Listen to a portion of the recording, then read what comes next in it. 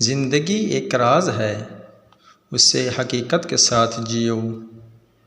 कामयाबी वो है जब आप काम करते हैं और आपके शौक़ और दुनिया की ज़रूरियात को मुताबिकत रखता है।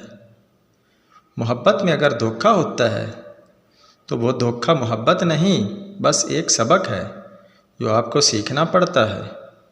खुद पर भरोसा रखो, चाहे दुनिया कैसी भी हो।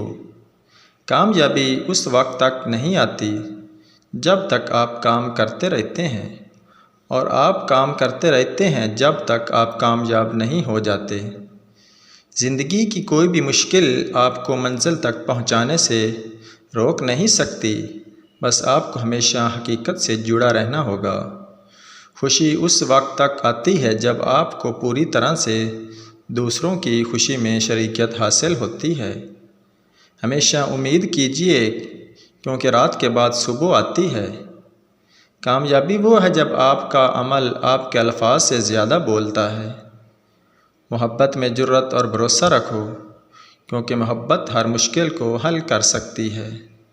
वीडियो अच्छी लगे तो वीडियो को लाइक कर दें, चैनल को सब्सक्राइब कर दें।